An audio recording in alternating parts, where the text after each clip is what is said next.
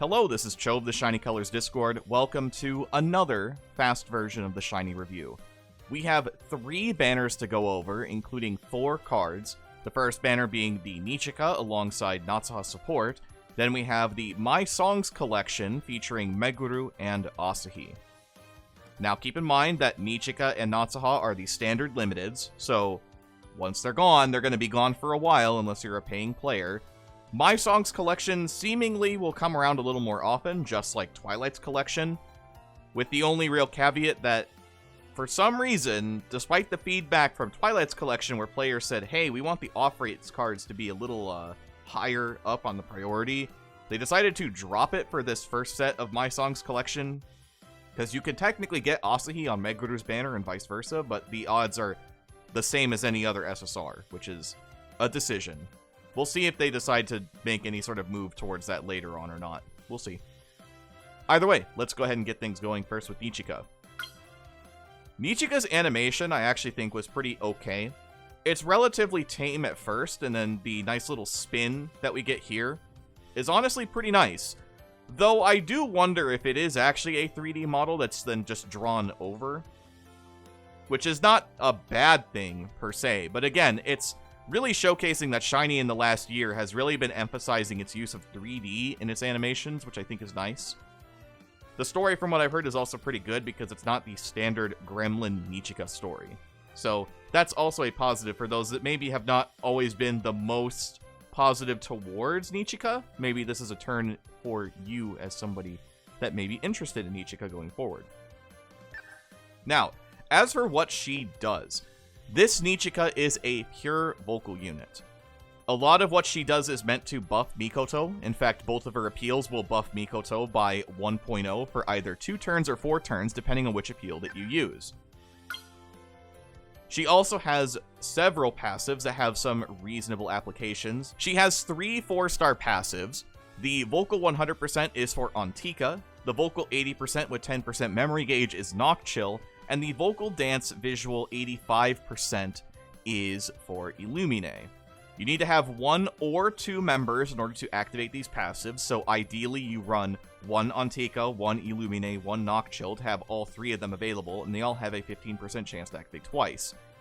If you're looking for pure damage, obviously the Nichika one is probably your best bet, and more than likely pairs up really well with something like Twilight's Collection Kiriko.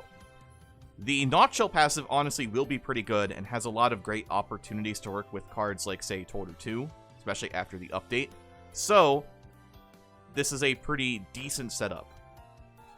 Other things to consider is that she actually has a good 2-star passive, which is a Vocal 120% as long as you're below 50% health, which has a 30% chance to activate 3 times, which feels kind of insane, given that they've been trying to cap back certain cards with their passives, and just having this 120% go off all the time, multiple times, seems really good.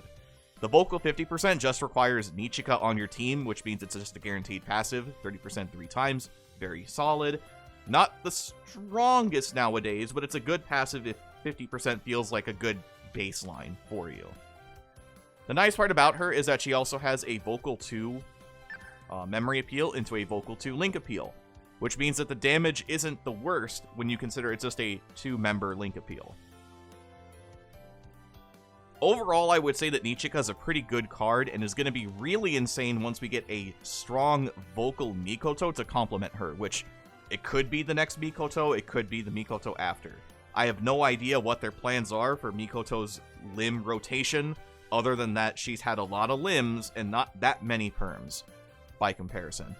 If you want a letter grade, I would say that Nichika is in the firm A+ range, maybe looking more towards S once we get the better Mikoto card. Now, on to Natsuha. The nice part about Natsuha is that she is a revival for the Rainbow Hokuto supports. We saw them a lot in previous years, starting with cards like the New Year's Rinzai, well, New Year's-ish. Like the Ping Pong Rinzai, I guess is a better way to put it. We saw it with Space Kaho as well as Ban Choco.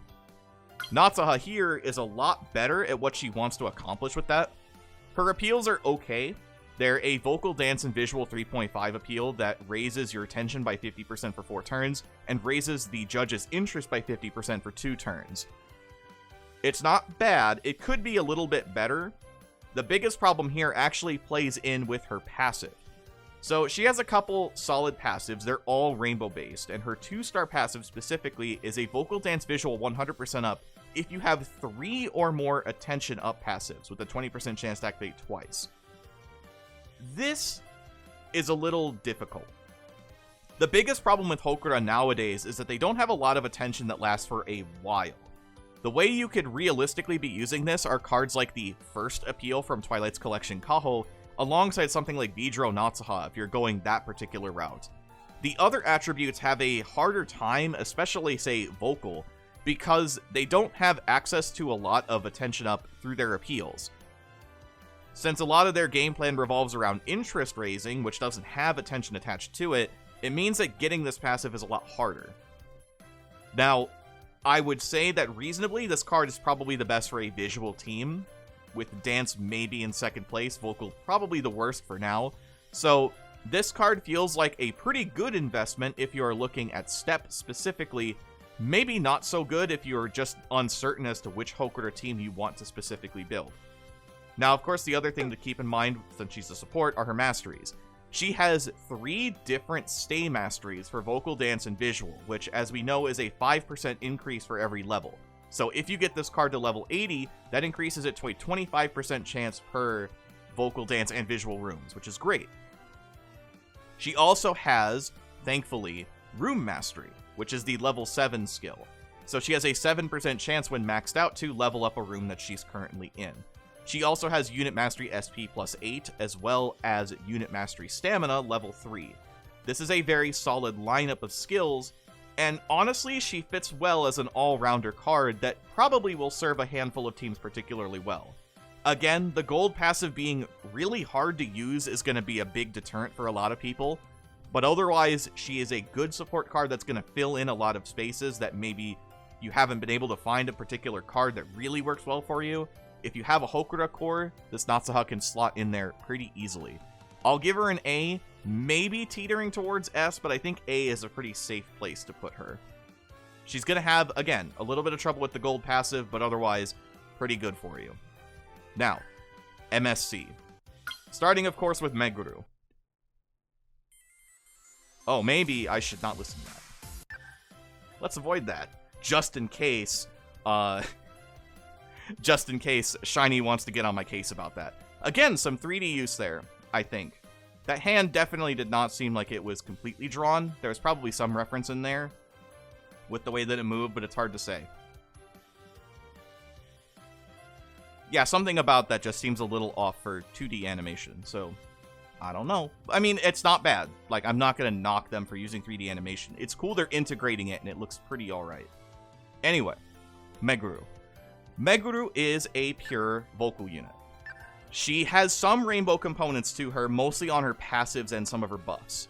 Her appeals are not really all that insane. It's a vocal 3.5 and a vocal 5, raises your vocal, dance, and visual by 15% for 3 turns or 30% for 3 turns. Her passives are okay. A vocal 40% up, a vocal dance visual 60% up if you are using Illumine.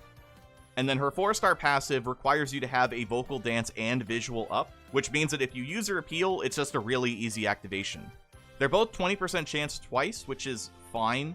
Again, it's interesting because I don't really know if Meguru is really that much better than current limbs. I saw some comparisons to the 2021 limited mono having stronger passives than Meguru. So, in a way, she's a little better than some limbs, but worse than others. She's definitely not better than Twilight's collection.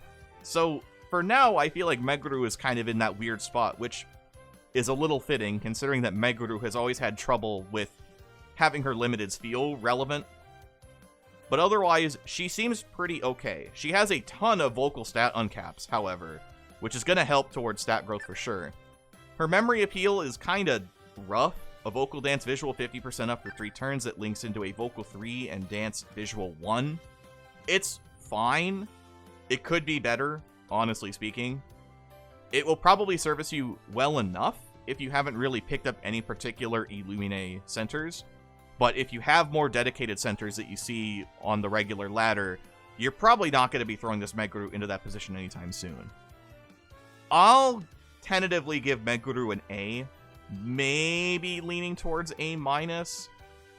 I think she's got just enough positives and enough internal consistency between her appeals and her passives to make it really work.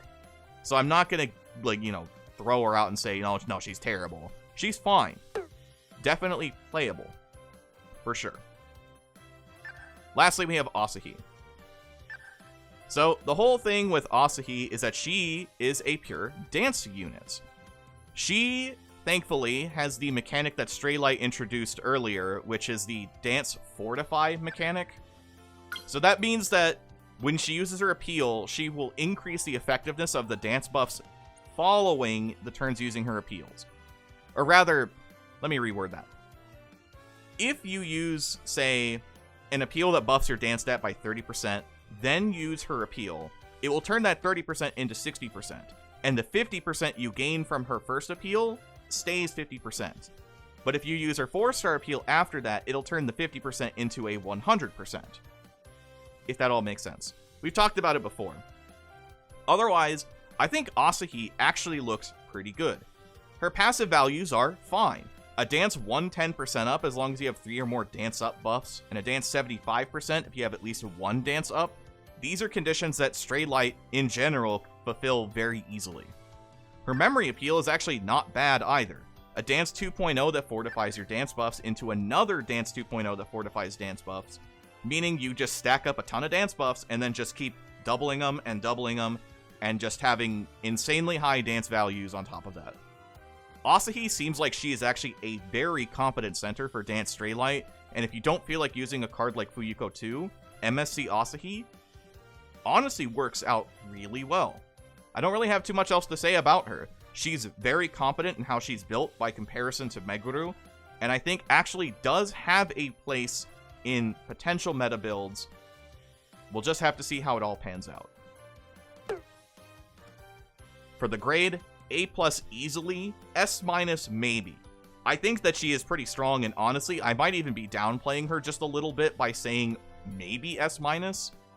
But again, because it's still pretty early on with the format for these cards, it's hard to say for certain how good she's going to be, but she's definitely very strong right out the gate. So, if you're going to pull on either of these banners, I think Asahi is probably the better investment. Then maybe consider doubling back for any future cards. We'll have to see. That'll do it for the video today. Thank you so much, as always, for watching. If you like this video format, or want me to try to go back to the standard shiny review, this one had to happen because I wasn't expecting them to drop 3 separate banners, and I really wasn't trying to dig around and try to go super in-depth with all of these banners. I'm also a little 50-50 on My Songs collection in general. I feel like this is what Twilight's collection should have been, rather than being this, like, super crazy gangbuster card that completely throws the meta in flux whenever a new Twilight's collection happens. These, I think, are a lot more in line with what should have been going on with those banners in the first place, where they have a niche, and they seem pretty strong, but they're not something that completely removes any other cards from the game. So, let me know how you feel about My Songs collection, and again, this video, and like it if you enjoyed the format as well. Till the next video, I've been Cho, thanks for watching, have a wonderful rest of your day.